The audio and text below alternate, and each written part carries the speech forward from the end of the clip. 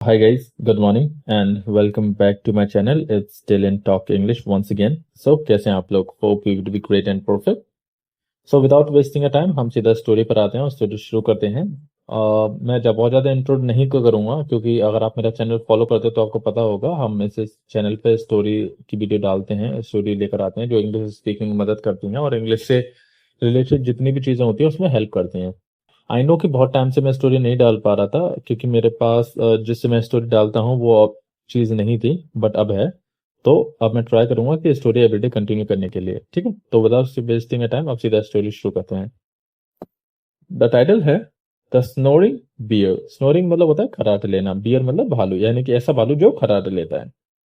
In a deep forest, deep मतलब एक गहरा, फॉरेस्ट मतलब जंगल, यानी एक डीप फॉरेस्ट यानी घने जंगल में There lived a huge brown bear named Bruno. वहां पे एक बहुत बड़ा विशाल भालू रहता था जिसका नाम क्या था? Bruno. Bruno was kind and peaceful, यानी ब्रूनो जो था वह बहुत ज्यादा शांत और दयालु स्वभाव का था। But he loved to sleep all day, लेकिन उसे पूरे दिन सोना पसंद था। वेन एवर ही स्लेप्ट, यानी जब कभी भी वह सोता था, ही स्नोर्ड सो लाउडली, वह बहुत जोर जोर से खर्राटे लेता था, that the trees shook and the birds flu away in surprise. वह इतनी जोर से खर्राटे लेता था कि जो पेड़ थे ना वह हिलते थे और जो चिड़िया थी जो पेड़ पे बैठी हुई होती थी वह वहां से उड़ जाती थी, ये सोचकर कि ये अचानक से क्या हो रहा है।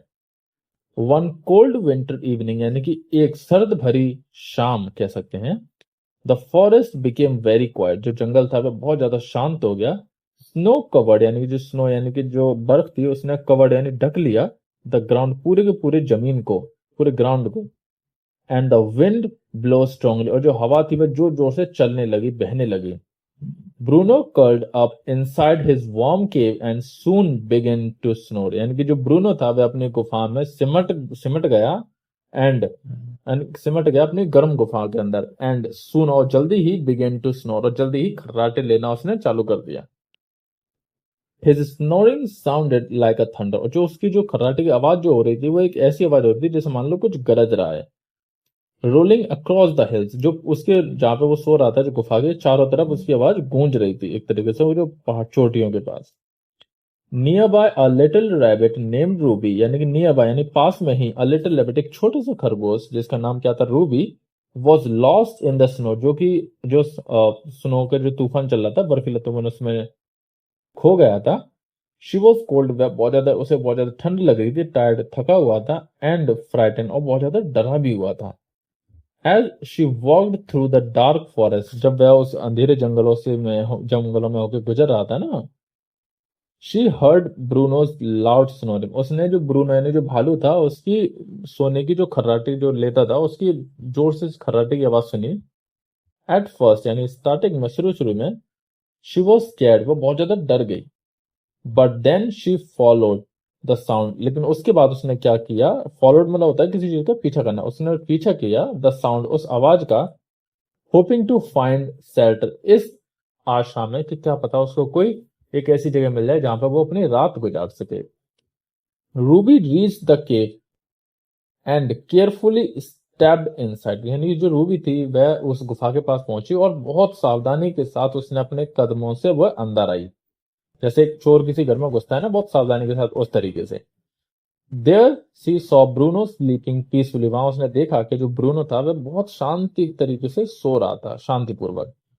द केव वॉज वार्म, जो गुफा थी वह बहुत ज्यादा गर्म थी, and safe from the storm, और जो बाहर बर्फीला तूफान चल रहा था उससे बहुत ज्यादा सुरक्षित थी। Ruby set in the corner and rested until morning, यानी जो रूबी थी वह सेट इन द कॉर्नर मतलब एक कोने में जाके बैठ गई, एंड रेस्टेड, और उसने आराम किया, अंटिल मॉर्निंग, जब तक सुबह ना हो गई। यहाँ पे मॉर्निंग है, एक्चुअली इमेज की वजह से वो वर्ड कट गया है, मैं आगे याद रखूंगा कि आगे ऐसा मिस्टेक ना हो। When ब्रूनो woke up, लेकिन जब वो ब्रूनो जो भालू था वह जब उठा सोकर, he saw the tiny rabbit, उसने उस छोटे से खरगोश को देखा, एंड आज, और पूछा काइंडली, बहुत दयालुता से, why she was there, कि तुम वहां क्या कर रही हो।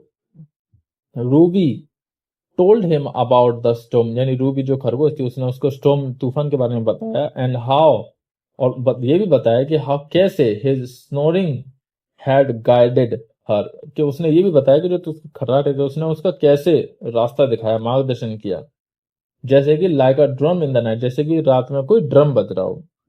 ब्रूनो लाव्ड सो हार्ड, यानी जो भालू था वह बहुत जोर जोर से हंसा, जो ब्रूनो था, दैट द केव एकोड, इतनी जोर से कि पूरी की पूरी गुफा गूंज उठी। फ्रॉम दैट डे ऑन, और उस दिन से, ही नेवर फेल्ट एम्बेरेस्ड, वह उसे कभी भी शर्मिंदा नहीं हुआ, अबाउट हिज स्नोरिंग अगेन, जो उसके जो खर्राटे लेता था ना उसके लिए वो कभी भी शर्मिंदा नहीं हुआ। इंस्टेड, और इसके बजाय, ही वॉज प्राउड, उसे गर्व हुआ इस चीज पर, दैट समथिंग पीपल लाव्ड, कि कभी कभी लोग हंसते हैं, एट हैड हेल्प समन, और कभी कभी उसने उस खर्राटे की वजह से उसने उन लोगों की मदद की, इन नीड, जो जरूरत में थे। The animals of the forest, जंगल के जो जानवर थे, स्माइल्ड, यानी मुस्कुराए, एंड सेड, और कहा, इवन अ लाउड स्नोर, यानी कि जोर से खर्राटे की आवाज भी ना, कैन बिकेम अ ब्लेसिंग, एक आशीर्वाद बन सकती है कभी भी, कभी कभी ऐसा हो जाता है। So this is all about the story guys. Hope you definitely enjoyed. Now अब हम इसके थोड़ा आगे बढ़ते हैं और इसके मोरल की तरफ देखते हैं कि हमें इस स्टोरी से क्या सीखने को मिलता है, ठीक है।